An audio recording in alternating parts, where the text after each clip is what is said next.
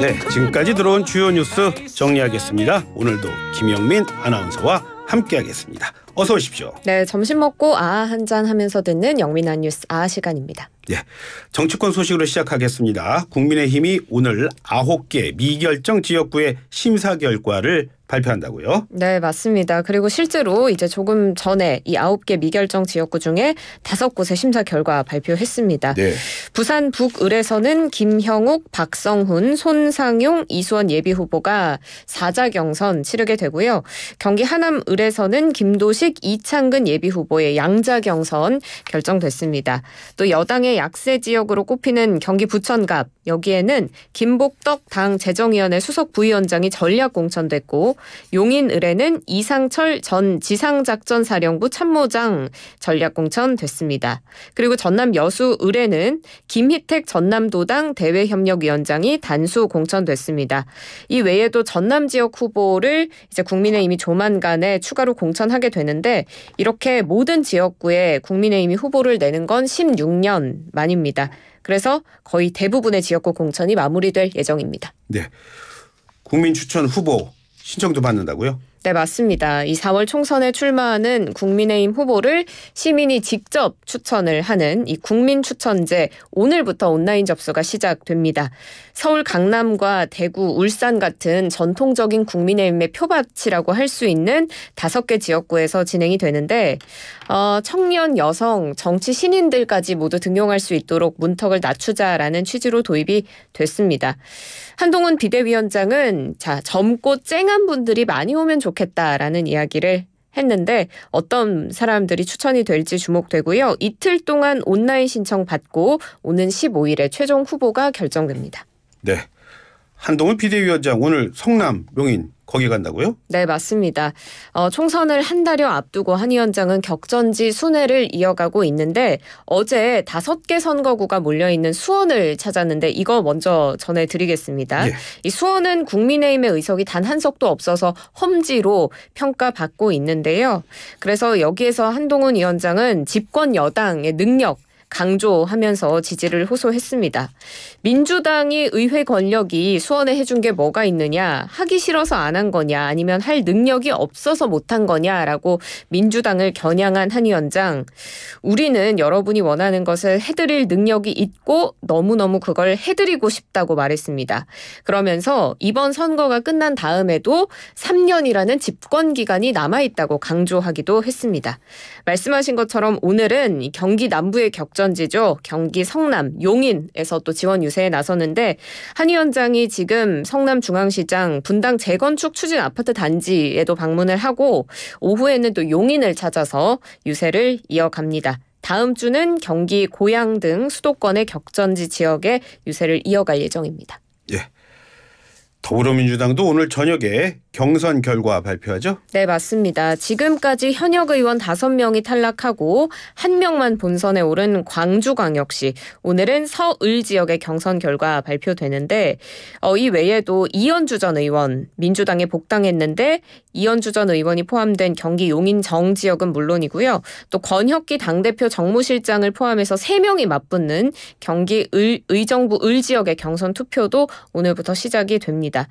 민주당은 다음 주까지 지역구 공천 대부분 마무리하겠다는 계획입니다. 네. 이재명 대표 최근 민주당의 공천을 공천혁명이라고 자평을 했어요. 맞습니다. 더불어민주당이 지금 경선에서 비명계 의원들이 대거 탈락하면서 내부에서는 여러 가지 말이 나오고 있지만 이 대표는 조금 다르게 생각하는 것 같습니다. 어제 경기 양평군청 앞에서 기자회견하고 질문을 받았습니다. 전날 경선 결과로 비명 행사 논란이 다시 불붙었다, 이런 질문을 받자 어떤 경선에서도 당원, 국민에 의해 대규모로 현역이 탈락한 적이 없다. 당원과 국민이 경쟁력을 가진 분들을 뽑는 거다라고 일축하면서 이 경선이 일반 시민 50%, 권리당원 50% 비율의 국민 참여 경선으로 이루어진 거라고 이야기해서 이건 비명이라서 손해보고 친명이라서 이익보고 이런 것이 아니었다고 이야기를 했습니다. 그러면서 이 대표는 민주당은 혁신, 투명, 시스템 공천이다라고 자평했는데요. 오늘 최고위원 회의에서도 이 대표는 민주당의 공천은 그야말로 시스템에 의한 혁신 공천, 아니 혁신 공천을 넘어 공천 혁명에 이르렀다고 평가했습니다. 예, 민주당 공천에 대해서는 그렇게 자평을 했고 그렇다면 국민의힘 공천에 대해서는 뭐라고 그랬을까요? 네, 이 대표가 최고위원 회의에서 국민의힘 공천은 또 강도 높게 비판하는 모습이었습니다. 특검법 표결이 끝나니 여당 공천의 본질이 드러나고 있다라면서 공천이 아닌 사천이란 불만이 국민의힘도 터져나오고 있다고 했습니다. 그러면서 막공천, 막천, 아니 막사천 아니냐, 용산 공천, 특권 공천이 드러났다고까지 비판했는데요. 돈 봉투를 받은 사람이 찍힌 분도 공천받고 양평 고속도로 사업이 9개월간 멈춘 책임을 질 김선교 전 의원과 원희룡 전 국토교통부 장관도 공천받았다고 꼬집었습니다. 그러면서 국민의힘은 변화를 위한 민주당의 공천을 헐뜯기에 바쁘고 불가피한 진통을 탄압, 분열, 내홍이라고 몰면서 여론을 호도하고 있다고 비판했습니다. 네. 최상병 수사 외압 의혹과 관련해서요. 말이 많은 분입니다. 이종섭 전 국방부 장관인데 호주 대사로 임명이 됐죠. 자, 그래서 오늘 출국한다고 했는데 그게 연기가 됐다고요? 네, 맞습니다. 주 호주 대사로 임명이 돼서 부임 예정인 이종섭 전 국방부 장관 이제 출국 오늘 한다는 보도가 아침에 나오다가 그랬죠. 출국을 연기했다는 보도까지 나왔습니다. 당초 오늘 오후에 인천국제공항 통해서 시드니로 출국할 예정이었는데 부임 시기를 다시 조율하고 있는 것으로 보도가 전해지고 있고요. 박성재 법무부 장관이 오늘 정부 과천청사에서 취재진 만나서 한 이야기를 전해드리면 지금 이 내정자는 개인적인 용무나 도주가 아니고 공적 업무를 수행하러 간다고 본 거고 조사도 받으셨다고 하고 그러니까 모든 걸 감안해서 이 이의 신청 업무 처리하지 않을까 싶다라고 이야기를 했습니다. 네, 조금 전 들어온 또 속보 보니까 서울의대 학장단 그리고 학생들 간의 대화 역시도 예정이 됐다가 또 취소가 됐다, 하지 못하게 됐다 그런 소식이 있네요. 자, 그런데 공수처가요 어제 이 장관을 소환해서 조사했잖아요. 네, 맞습니다. 이게 해병대 최상병 사망 사건 수사의 외압을 행사한 혐의로 지금 이 전 장관은 고위공직자 범죄수사처에 고발이 됐는데 예. 고발이 된 후에 올해 1월에 이미 출국 금지가 돼 있었던 사실이 알려지면서 또 한 차례 논란이 됐습니다. 그랬죠? 그래서 예. 출국 금지에 이 내정자가 이의 제기를 했고 어제 공수처에 자진 출석해서 4시간가량의 약식 조사 받았습니다. 출국 금지 사실이 알려지고 하루 만에 조사를 받은 거고요. 공수처가 이 조사한 날 기자들에게 조사받았다는 사실을 알리면서 앞으로 이 전 장관이 진행될 수사에 적극 협조하기로 했다라는 이야기도 했습니다. 하지만 이번 조사가 이 전 대사의 출국 금지를 풀어주기 위한 명분 쌓기용 조사가 아니냐는 일각의 지적도 나오고 있습니다. 자, 이런 출국 연기 뭐 여러 가지 얘기들 나오고 있는데요. 여기에 대한 민주당의 반응도 궁금합니다. 네, 더불어민주당 홍익표 원내대표가 최고위원 회의에서 이를 강하게 비판했습니다. 앞서서 윤 대통령이 공수처가 출국 금지 조치를 내린 이 전 장관을 호주 대사로 임명한 사실이 알려지면서 대통령실이 해외 도피를 도모한 것 아니냐 이런 논란이 제기됐는데 대통령실이 그래서 공수처의 수사 상황을 몰랐다고 해명하기도 했습니다. 그러자 홍익표 원내대표가 대통령실이 출국 금지 사실을 몰랐다는 변명은 말이 안 되고 만약 그게 사실이라면 국가의 기관과 시스템이 무너진 거다라고 비판했습니다. 그래서 법무부가 만약에 이 전 장관의 출국 금지를 해제한다면 이건 범죄 피의자에 대한 공범이 될 것이고 대통령은 국제적 망신을 더 당하기 전에 이 핵심 피의자인 이종섭 호주 대사 임명을 철회하라고 촉구했습니다.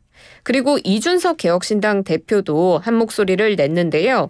이 전 장관이 호주 대사를 한다는 이유로 꽃가마 타고 도피에 성공한 거다라고 평가하면서 네가 가라 시드니도 아니고 몇 년 해외 도피하면 그만인가라고 비판했습니다. 예, 다음 소식입니다.